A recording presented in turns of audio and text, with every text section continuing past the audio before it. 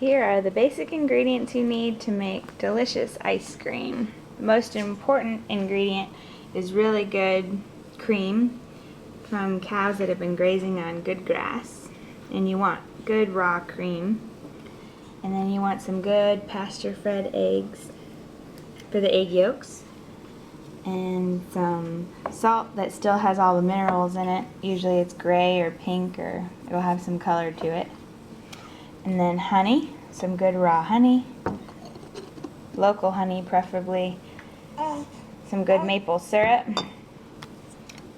arrowroot, a good vanilla, organic preferably, and a blender. And I've got a little assistant that's helping me today, my little daughter, 6-week-old Isabella,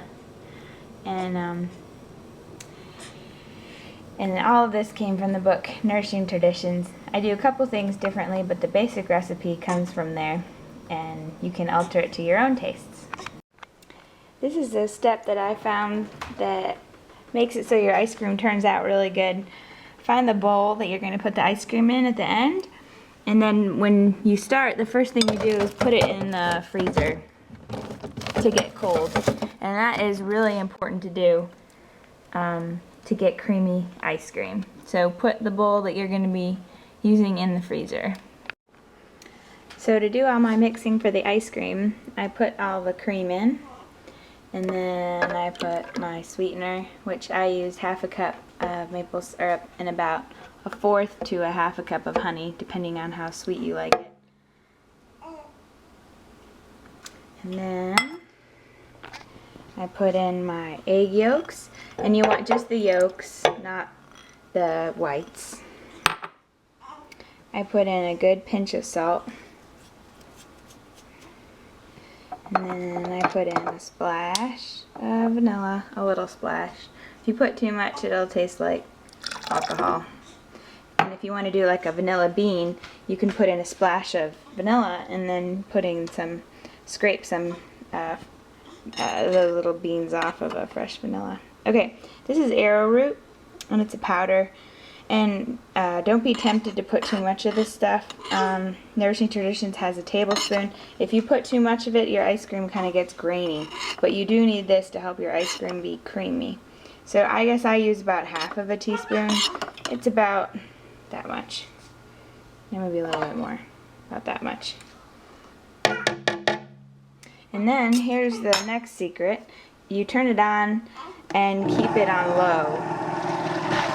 So make sure it's on low, because you don't want to add air to the ice cream. You want to keep it, just mix it enough where everything's really well combined, but is not full of air. And if you have it too high, it'll increase the level. And also, you don't want to whip it too long, because it'll turn into whipped cream. So cream is really sensitive.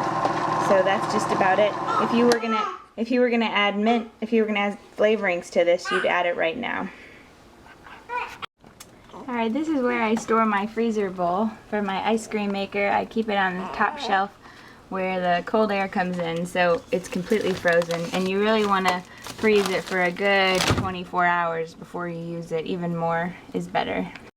This is the ice cream maker that I use. It's just a simple Cuisinart ice cream maker. And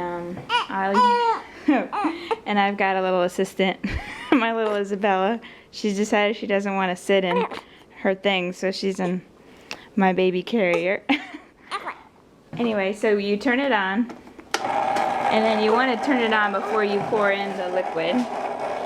So you turn it on, and then that's why there's a hole in top, and that's where you pour the liquid in. Right, like that.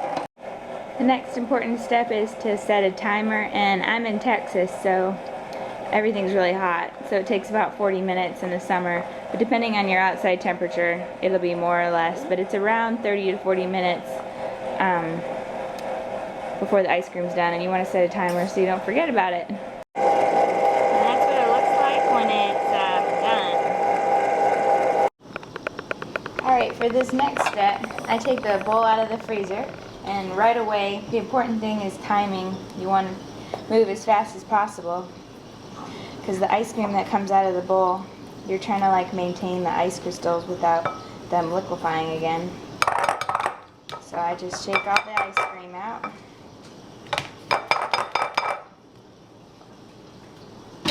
And then this ice cream is going to be butter pecan. So I have some pecans that I soaked 24 hours, and then I dehydrated them, added a little bit of salt, and then I roasted them in the oven. It gives them a nice flavor. So this one I'm just adding pecans at the end, but whatever flavor you're doing, usually you add it at the end, chocolate or anything that's like pieces. And then it's important to use a spatula if you're using this kind of bowl. I made the mistake of using a knife once and I scraped my bowl. You want to use a spatula for sure.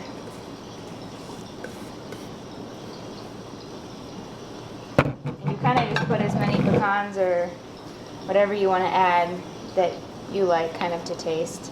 And then I just mix it around and put it in the freezer.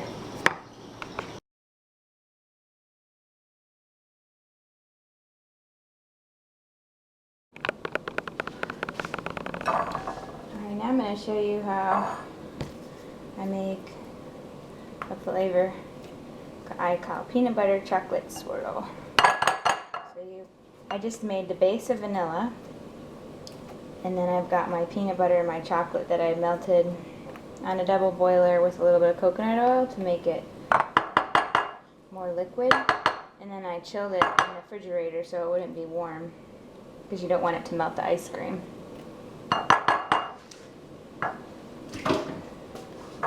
So just put some of the ice cream in there, and put some chocolate in there for the swirl.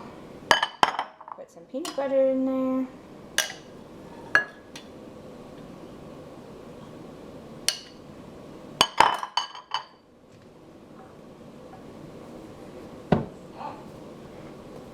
That's all you do, you just keep layering it.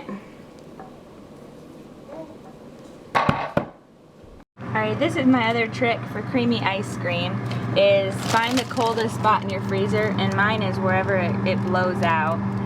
And that's where you put the new ice cream, because you want it to freeze really fast and really hard, because anyway, otherwise, like, manufacturer people add things like propylene glycol and things like that to keep the ice crystals set without just keeping things cold. So if you don't want to use nasty chemicals and stuff, just put it where it's really, really cold in your freezer. And these are my other flavors that I have done. That's mint chocolate chip, and here's a strawberry banana.